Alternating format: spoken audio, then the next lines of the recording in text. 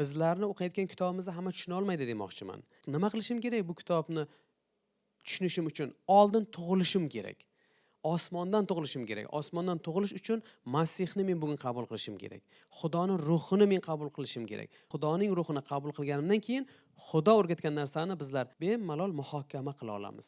Bo'lmasa iloji yo'q. Mana bu kalla bilan hamma narsani sig'dira olmaymiz biz. Iloji ham yo'q. Shunaqa narsalar bor, juda mukammal narsalar bor. Bizlarga mana shu kalom orqali bizlarga payg'ambarlik qilyapti. Payg'ambarlik degani nima? Xudoni so'zini oladi-yu yetkazadi. Vahiy nima? Ochiqlik nima? Kelajak haqida gapirar ekan. Demak, ochiqlik, vahiy nima deganda, kelajak hali bizlar uchun yopiq bo'lgan narsani ochilishi biz uchun vahiy deyiladi. Vahiy keltirdi deydi. Demak, mana tabiatga siz qaraysiz-ku, siz o'tgan tarixga qarayotgan ekansiz. O'tmishni ko'ryapsiz.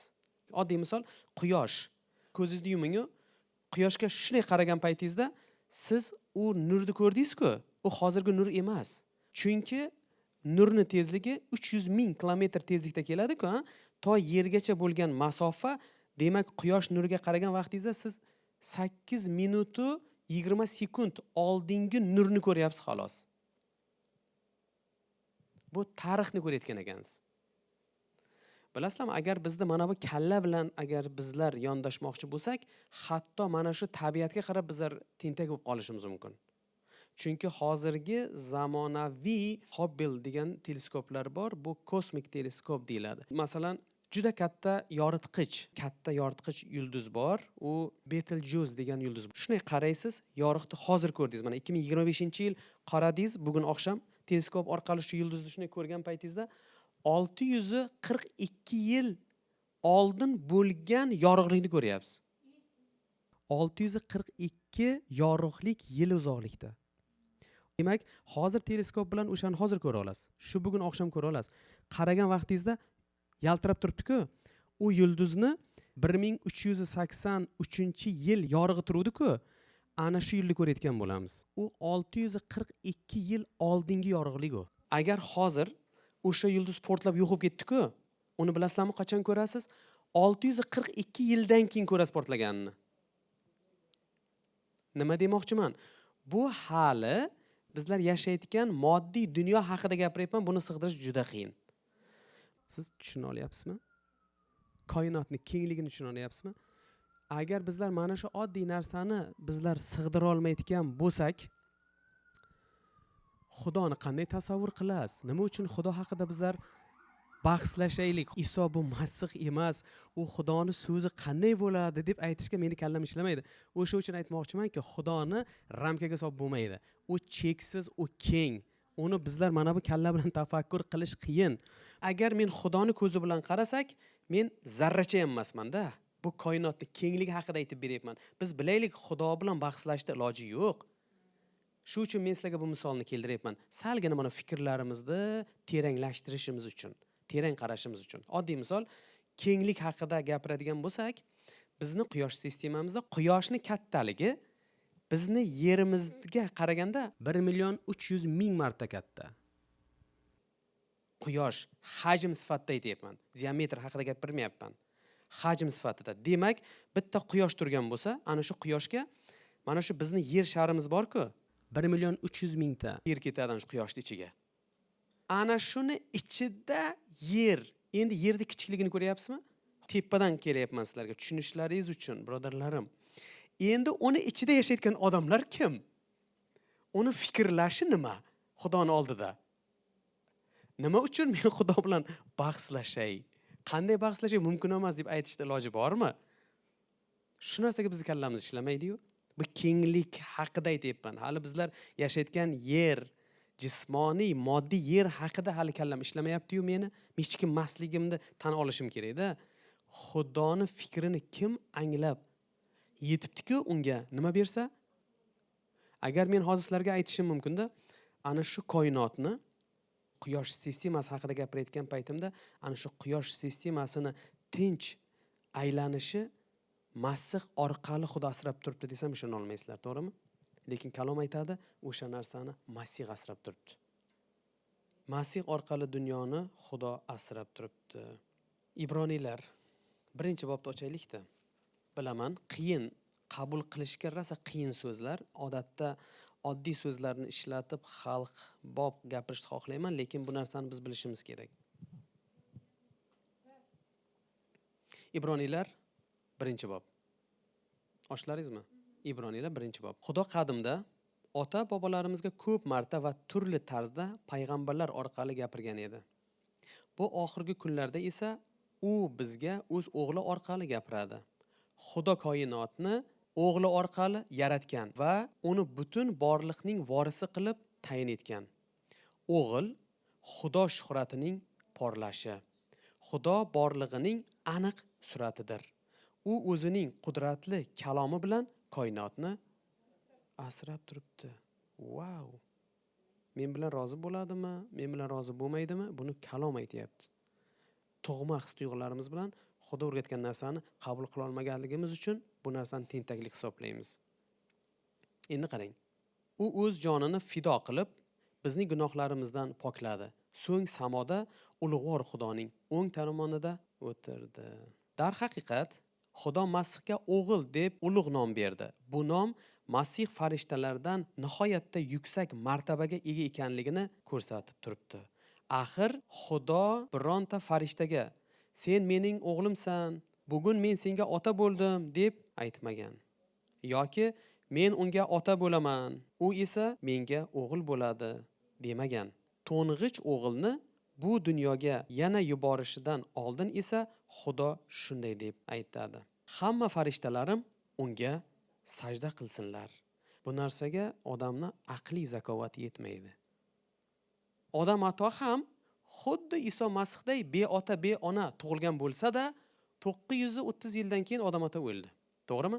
Lekin Iso Masihchi o'ldi, lekin o'tirilib ketdi. Xo'p, agar Iso Masih o'liklardan tirilgan bo'lsa, Lazer ham o'liklardan tirilgan, lekin Lazer oxir oqibat u ham o'ldi, lekin u tirilmadi. Lekin Rabbimizchi qabrda qoldimi? Lekin Rabbimiz qudrat bilan u nima qildi? Tirildi. Elishey ham o'liklarni tiriltirgan, lekin Elishey ham inson bo'lganligi uchun uni ham qabri bor. U ham o'ldi, u ham ko'mildi, lekin qayta tirilmadi. Lekin Rabbimiz esa qabrda bugun yo'q. Xanuh va Ilyos haqida men sizlarga aytadigan bo'lsak, Iso kelishdan oldin Ilyos u kelish kerak va insonlarga farzandlarning qalbini otaga moyil qiladi, qaratadi va Iso uchun yo'l hozirlash kerak edi. Xuddiki Yahyo payg'ambarda edi. Yahyo keldi-yu, Iso kelishdan oldin yo'l hozirladi. Odamlarga aytdi: "Ey insonlar, tavba qilinglar. Siz tavbanga yarasha hosil keltiringlar." "O, sen Masihmisan?" deganda, "Men Masih emasman. Hatto uni choriq iplarini yechishga ham munosib emasman. Men sizlarni faqat suvga cho'mdiryapman. U kelgach, sizlarni olovga, muqaddas ruhga cho'mdiradi" deb aytgan. Uni pan shoxasi qo'lidadir. U o'z xirmonini shopirib tashlaydi, o'z bug'doyini o'zining omboriga, somonini esa keraksiz olovga so'ndiradi. Kim haqida aytayapti? Masih haqida. Eng birinchi eski ahdning oxirgi xushxabar payg'ambari Yahyo bo'ldi. Ayol zotidan tug'ilgan payg'ambarlar orasida eng buyugi o'shadir. Sababi eski ahdning haqiqiy xushxabari Yahyo edi. Lekin osmon shohligida eng kichigi ham ana shundan yuqori bo'ladi degani, yangi ahdda Isoni qabul qilgan odamda muqaddas ruhdan tug'ilish bo'ladi. Payg'ambarlarga oldin ahyonda muqaddas ruh ularni to'ldirib, zikr tushib ular payg'ambarlik qilardi. Masalan, Shaul ham, birinchi podshoh ham muqaddas ruhga to'lib ketgan. Muqaddas ruh ularni qamrardi va o'sha paytda payg'ambarlik qilardi. Muqaddas ruhdan tug'ilmagan edi. Lekin Isoni qabul qilgan odam yangi ahdda esa ular Xudodan tug'ilish haqida boya aytdi-ku Nikodimga, yangi ahdda tug'ilish boshlandi. O'sha uchun aytayapti, osmon shohligining eng kichigi ham bundan yuqori deb aytganda, Yahyo haqida aytayapti. Nima uchun? Eng buyuk payg'ambar bo'lsa-da, lekin yangi ahd xizmatkorlari esa osmon shohligida eng kichik bo'lganing ham eng yuqori bo'lgan payg'ambardan ustun bo'lasan. Chunki yer yuzida yangi ahd paytida o'sha tug'ilish boshlandi. Mana ustunlik haqida gap ketyapti. Qadimda deb aytayapti, ota-bobolarimiz ko'p marta va turli tarzda payg'ambarlar orqali gapirgan bo'lsa, oxirgi paytda esa nima bo'lar ekan? O'z o'g'li orqali bugun bizga gapiryapti. Bugun jamoat Masih tanasi ekan. Shu uchun azizlarim, agar bugun Masih haqida gap ketayotgan bo'lsa, bizlar ishonishimiz kerak, u oddiy payg'ambar emas ekan u. Masih degani moylangan degan ma'noni bildiradi va oxiratda kelib o'zi bilan birga bo'lishimiz uchun Iso nima qiladi? Yer yuziga qaytib keladi. Qaytib kelishidan aslida maqsad o'sha. Boshqa maqsadda kelmaydi. Agar kelib turib bizni bo'ldi masihiylik uncha to'g'ri emas edi, men aytish uchun keldim, sizlar xato qilib yuribsizlar, mana bunga o'tib ketinglar deydigan bo'lsa kelish hojati yo'q. Nima qiladi ovora bo'lib?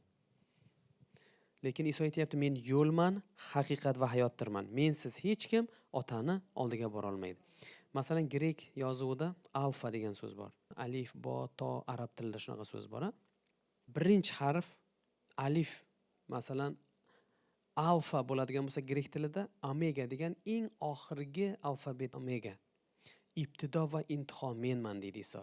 Alfa va omega degani o'sha alfabetni boshi va oxiri. Undan keyin bironta harf yo'q. O'sha uchun Iso aytayapti, men yagonaman. Mensiz hech kim otani oldiga bora olmaydi deb aytgan.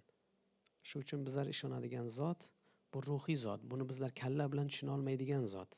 Bu muqaddas ruhdan tug'ilgan odamlarning fikri bir xilligini men hayron qolaman, qarang.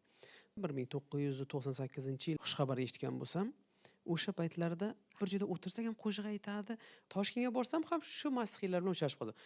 Ular bilan gapirsam faqat Xudo haqida gapiradi, faqat qo'shiq aytadi. Bu odamni xabar olish kerak. Ularning yuragida ham xalq dardi bor-da. Men aytdim, ha bular ham bir adashib shunday bo'lgan bo'lsa kerak-da. Dedim, Andijonga borib qoldim. Andijonga bordim, u yerda mashiy oilalar bor ekan, kichkinagina oila, dasturxonlar, quroqlardan yasalgan dasturxonlar bor-ku. Nonni qoqsangiz ham nonlar lashib qoladi, tushib ketmaydigan dasturxonlarda o'tiribmiz. Yeyishga hech narsasi yo'q, bunday nonlarni ushatib qo'ydi, qorindan yeb o'tiribmiz. Meni non yeyapmiz, atrofga qarayapman-da. Ishonsalaring, u masihiylarning gapi xuddi menga xushxabar aytgan masihiylar. Bilasizmi, Iso bunoq qildi, Iso bunday qildi. Andijonda bo'lyapti bu gap. Qo'shiq aytayapti, ulug'layapti-da. Men aytaman, hamma artistlar bo'lsa kerak-ku, bular deyman. Shu masihiylar, shu artistlar bo'lsa kerak deb tushunyapman-da. Bironta dunyodan gapirmaydi. Bir xil ta'lim, faqat Iso Masih, biron joyda xato ham yo'q-da. Keyin to'xta, bu ham shu qanaqadir svyazinda. Keyin aytayapman, Samarqandda shu opani taniysizmi desam, "Yo'q, bolam tanimayman" deydi. Kim o'rgatdi bo'lmasa bularga? Telefon ham rivojlanmagan. Ha, mayli, endi bir shunaqa bo'lib qolibdi-da, deydi-ku, Jizzaxga bordik. Ana shuncha-ancha samsada o'tiribmiz. Mana bu boshqacha odam, haqiqatan bu ko'p o'qigan, bu boshqacha gapira, sochi ham yo'q birodarimizda. Ko'p narsani bilayotgan deb o'tiribmiz. U ham ovqatdan otajon Iso Masih bilan barak, o'ldi, bu ham shu-ku. U ham ibodat qilyapti, yana gaplari. Bilasan, buni birodarimiz mazasi bo'lmagan ekan, shu uyga borib bir xavrab, bular hammasi bir go'r ekan bular deyapman. Kim o'rgatdi? U hech narsa emas. Eng qizig'ini aytaymi? Bir kun Almataga bordim. Bizlarda Medevo degan go'zal tog'lariga bordi. O'tiribmiz, ular Uyg'ur. Gapiryapti, ular ham shu ta'limotda. Tanimaydi. Menga xushxabar aytib, mana shu muhitda o'stirgan odam faqat yaxshilik, faqat xudojo'ylik, faqat Injil, birov bunday bo'pti, birovga xushxabar aytdik. Tavba deyman-da, qarang. Bir-birini tanimaydi, ta'lim bir xil. Amerikaga kelibman ham xuddi shu. Bu yerga keldim, amerikanlar boshqacha, bular o'zini komfort zonasini o'zi o'ylaydi, boshqa narsa deb Amerikan xonadoniga borsam, xuddi o'zbeklarda faqat uyda mehmon. O'sha uchun aytaman, agar Xudoning ruhi bor odamlarda ta'lim bir xil gaping chiqishadi-da. To'g'ri, madaniyat to'g'ri kelmasligi mumkin. Balki mana arzimagan joyi ozgina bular bunday tushunadi, bular bunday tushunadi. Bu o'limga sabab bo'lmaydigan xatoda bular. Bular hech narsa emas. Kimdir baqirib ibodat qiladi, bir xil asta ibodat qiladi. Hech narsa emas u. Bu asosiy iymonimizni asosiga zarar yetkazadigan ta'lim emas-da bu. Bular hech narsa emas. Bu o'limga sabab bo'ladigan gunohlar emas. Lekin asosiy ta'lim bir xil. Faqat bu nima ekan? Odamlarning dardida. Qayerga borsa masihiy, qayerda bo'lsa, o'zini emas, o'zgani dardi, o'zgani g'ami bilan yuradigan odamlarda bir xil ta'limot, bir xil yo'nalish, bir xil tushuncha, boshqa narsa yo'q.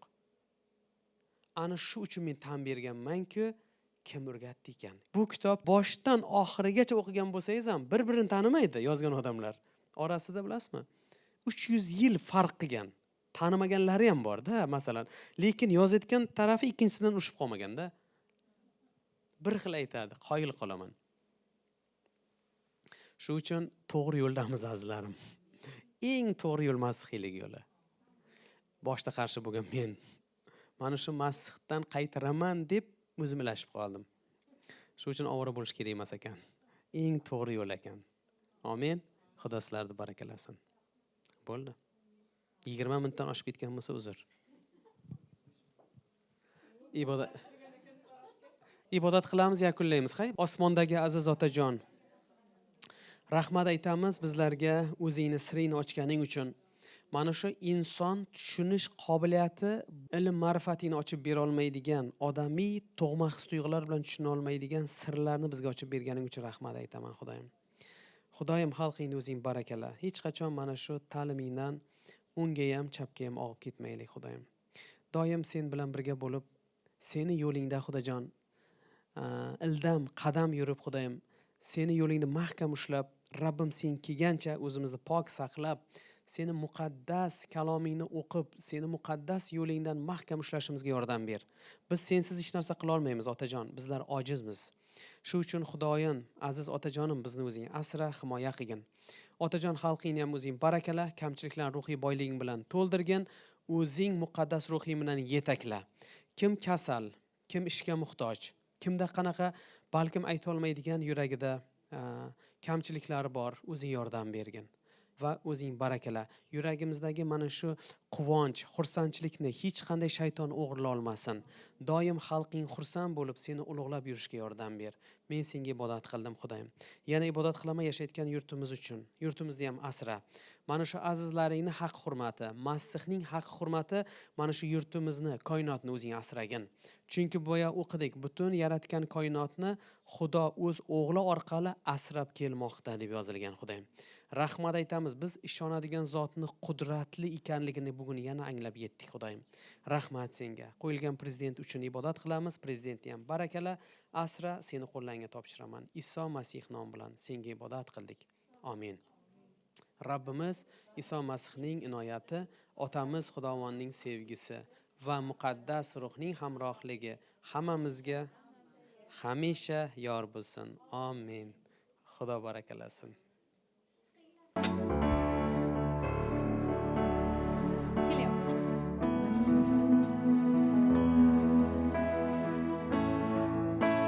Biz sajda qilamiz oldinga kelib, sendan so'raymiz Ota, mehribon Xudo, qo'llarimizni senga ochamiz. Sen samodan yo'l ochgin, inoyat yomg'iring bilan va bu dunyoni to'ldirgin, to'ldirgin. Shu vaqtda Rabbim kelgin, haqiqat yomg'iring bilan va bizga uni yoqtirgin.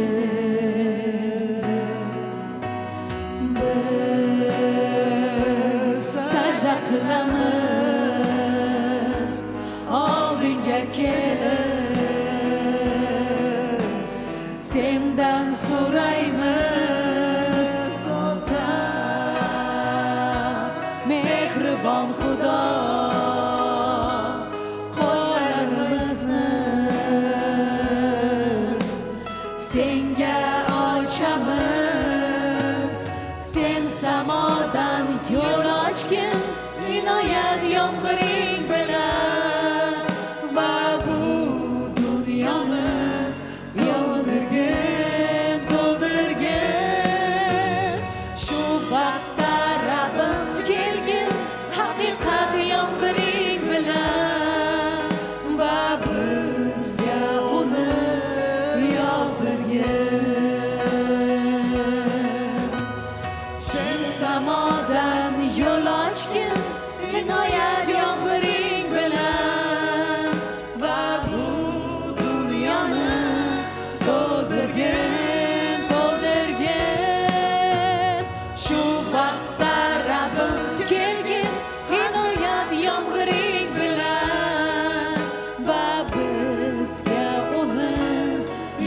yog'dirgin va bizga uni yog'dirgin va bizga uni yog'dirgin.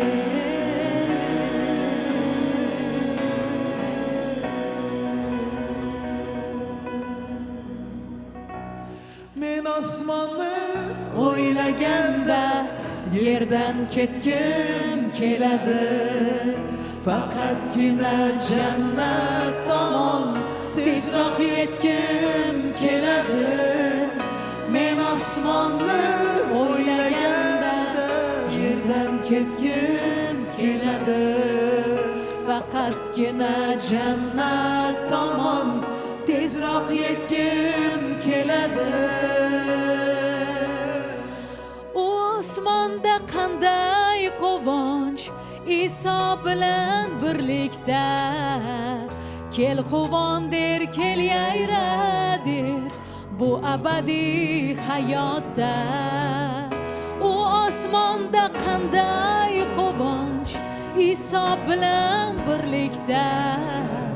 Kel quvon der, kel yayra der, bu abadiy hayotda. Iso o'zi Kutib olar farishtalar birlikda. Kel o'g'lim deb, kel qizim deb, taklif qilar jannatga. Iso o'zi kutib olar farishtalar birlikda. Kel o'g'lim deb, kel qizim deb, taklif qilar jannatga. U osmonda qanday quvonch, Iso bilan birlikda. Kel quvon der, kel yayra der, bu abadiy hayotda. U osmonda qanday quvonch, Iso bilan birlikda. Kel quvon der, kel yayra der, bu abadiy hayotda. hayotda men osmonni o'ylaganda yerdan ketgim keladi, faqatgina jannat tomon tezroq yetgim keladi.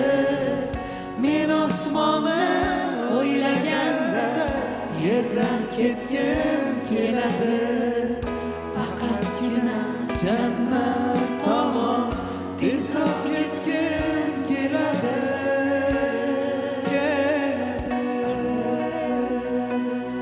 Keladi, Amin. Rabbimiz keladi.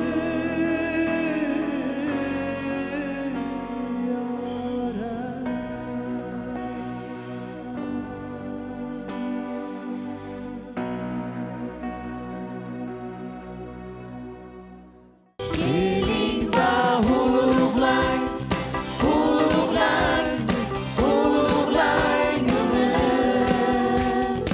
Ulug'lang uni, u sazovor, sazovor. Shohimizni ulug'lang, ulug'lang, ulug'lang uni. Ulug'lang uni, u sazovor. Ulug'lang uni, u sazovor. Ey, ulug'lang uni, u sazovor.